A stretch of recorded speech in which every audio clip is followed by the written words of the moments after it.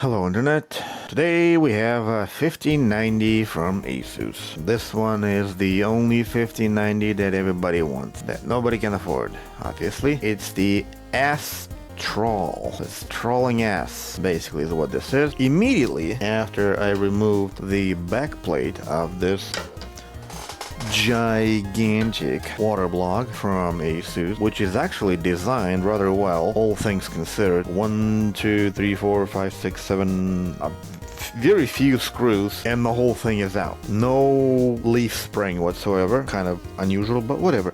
So as soon as I took that thing off, I immediately noticed this right here, and that here is liquid metal. And so the owner had told me that it stopped working after putting it in a water block. But once I flipped the board over, I think it stopped working long before that.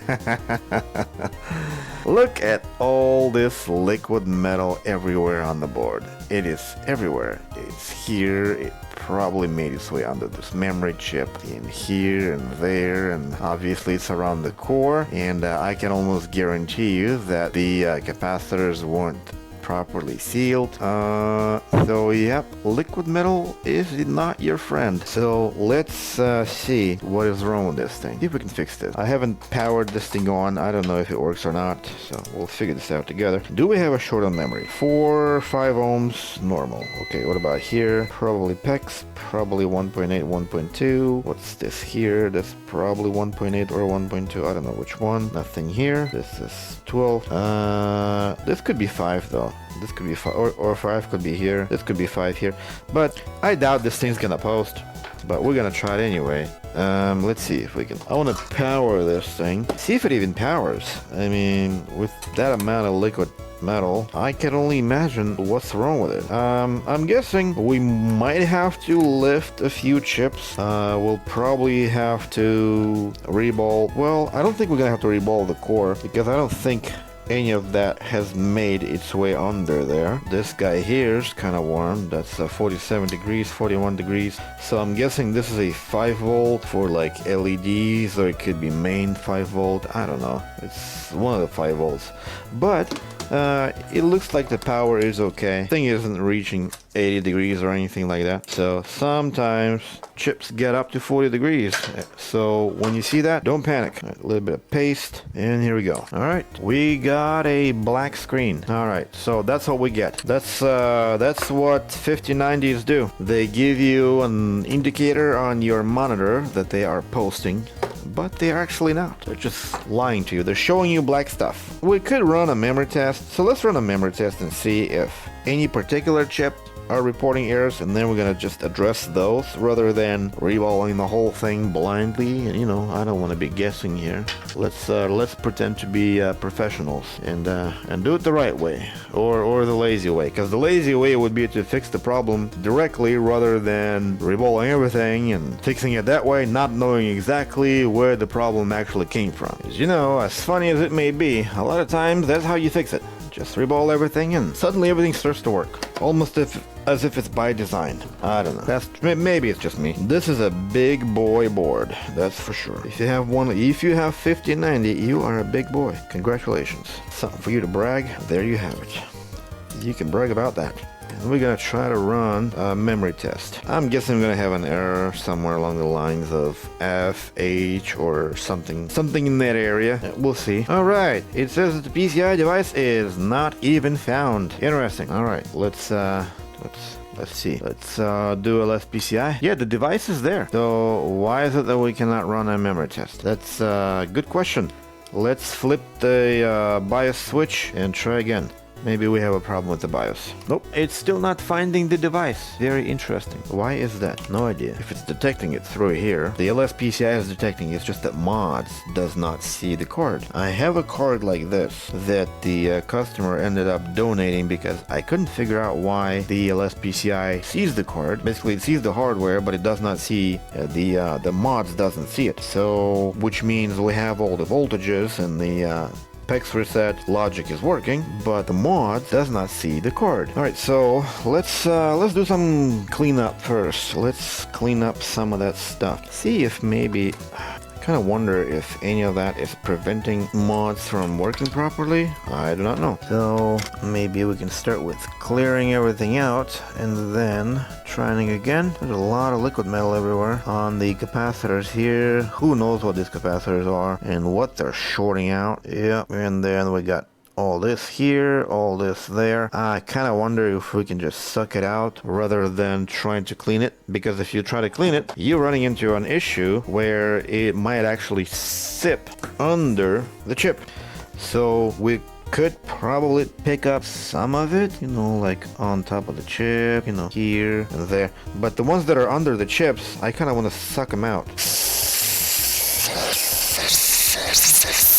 Yeah, scary. It looks like a mess, but it is what it is. Let's wipe this out. See if we can. Maybe adding a little bit of alcohol will help to get it loose. I suppose it does. Okay, so let's add some alcohol. That should help to get it loose, and then we're gonna suck some more. That's what we do here. We suck liquid metal. That's right. Just some alcohol in here. Maybe even more. Why bother? Let's just add plenty of it there so it'd be easier to remove. And I gotta say, that worked really well. I don't know if you can see this. See this? Yeah, it actually worked really well. Except here. So let's go ahead and wipe this out. Gonna be using this pad, if anybody interested. That pad is not necessarily for removing liquid metal. It's for dissolving that thermal paste.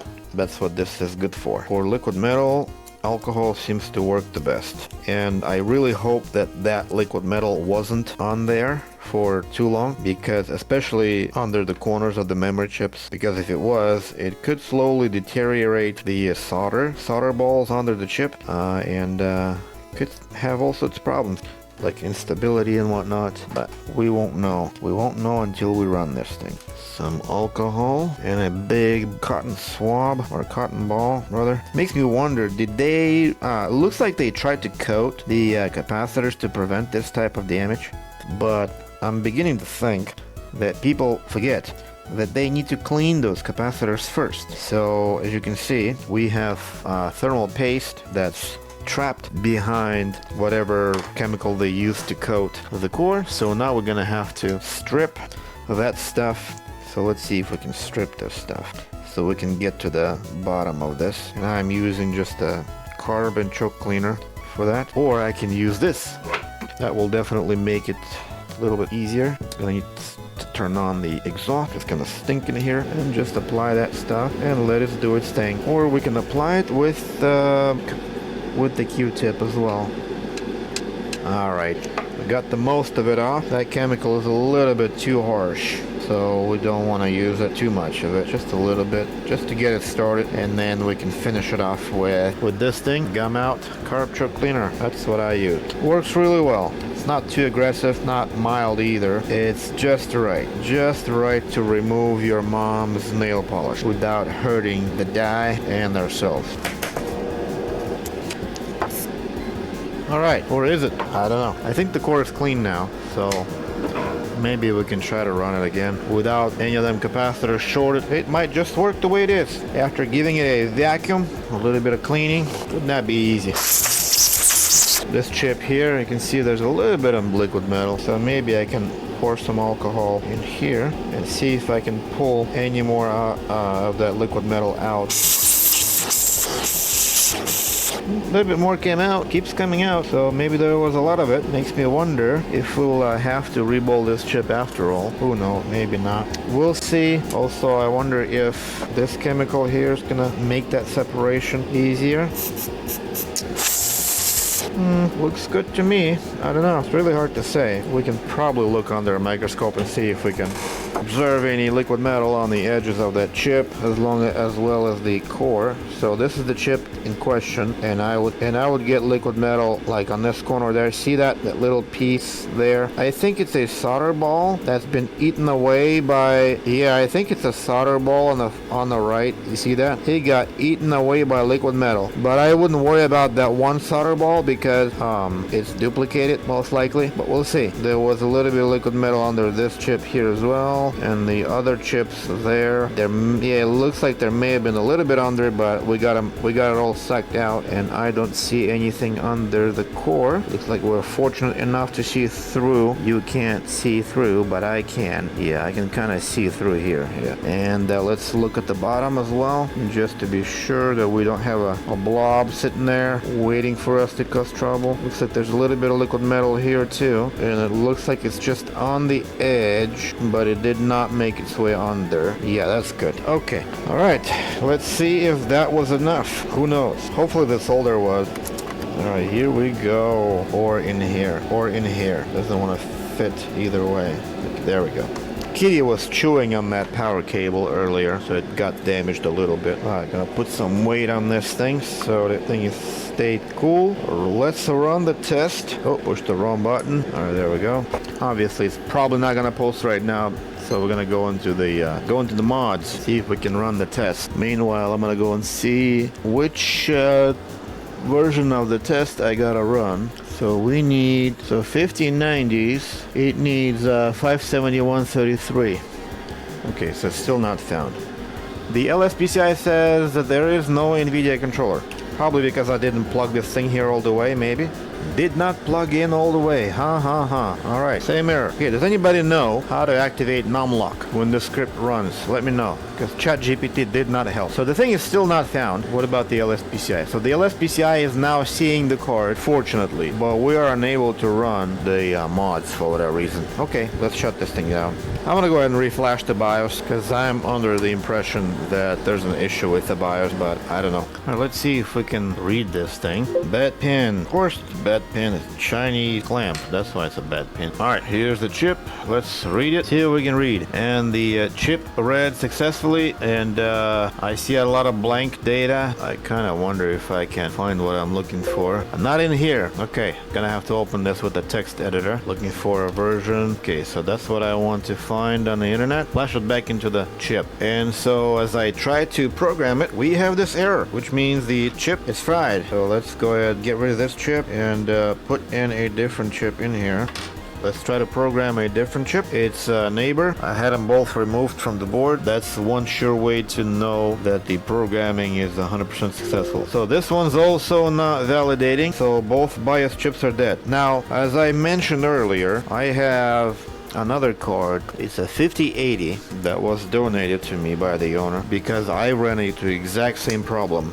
There was no liquid metal involved, but there was he plugged in the 12 volt high power connector with the GPU plugged into the PCI Express slot and the motherboard running. So he plugs in 12 volt high power, and that kills his GPU basically. So let's load that same file again, see if we can program a completely different BIOS chip. So I had exact same issue with the BIOS.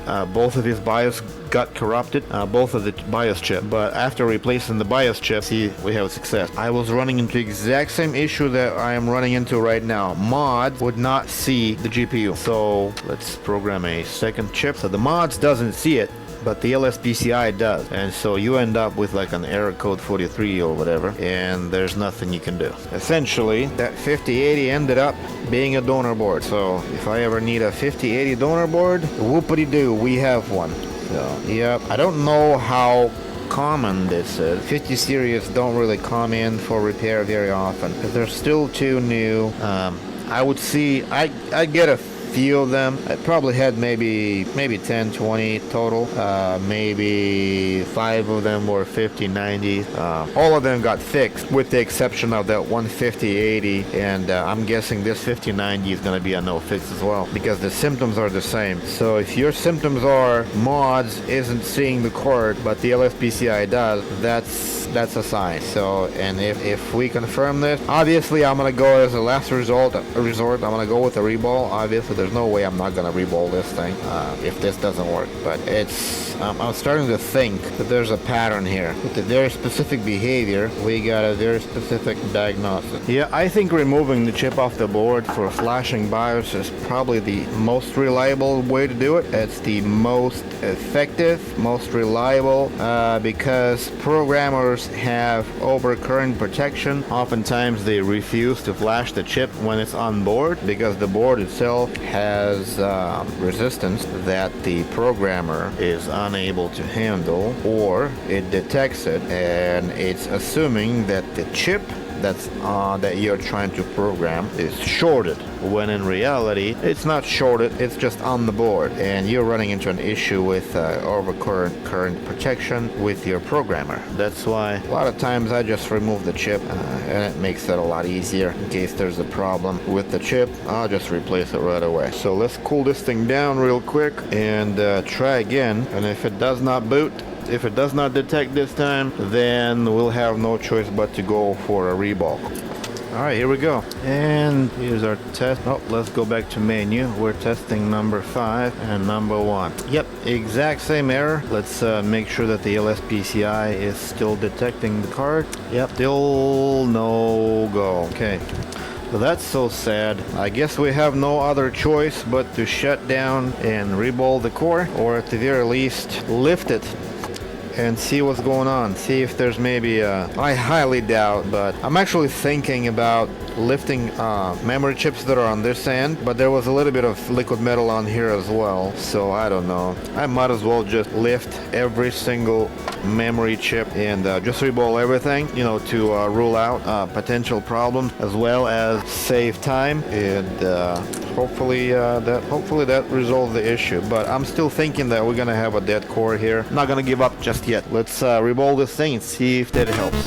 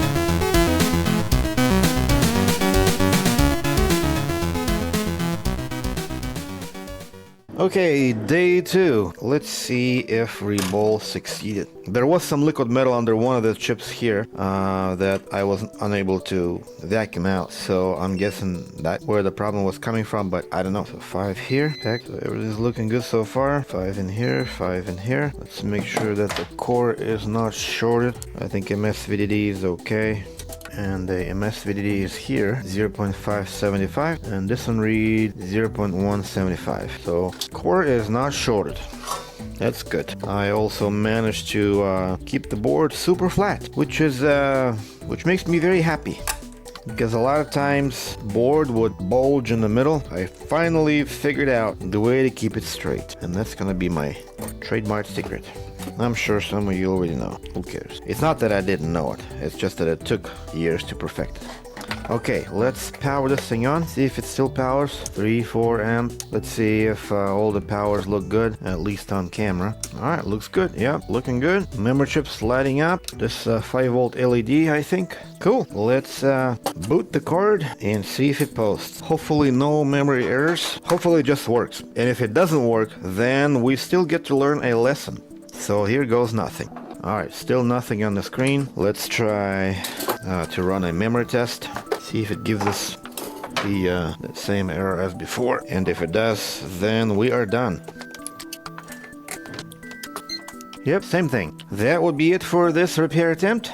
Thank you for watching, and the lesson here: do not apply liquid metal to your GPU, or you're gonna throw it away. unfortunately. And I, unfortunately, have wasted 2 days of my time for practically nothing. But it is what it is. That's how I operate. Whether it's a success or not, I'm going to continue on going until every option is out of the window. So hopefully this was educating.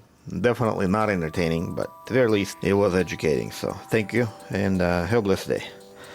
Goodbye.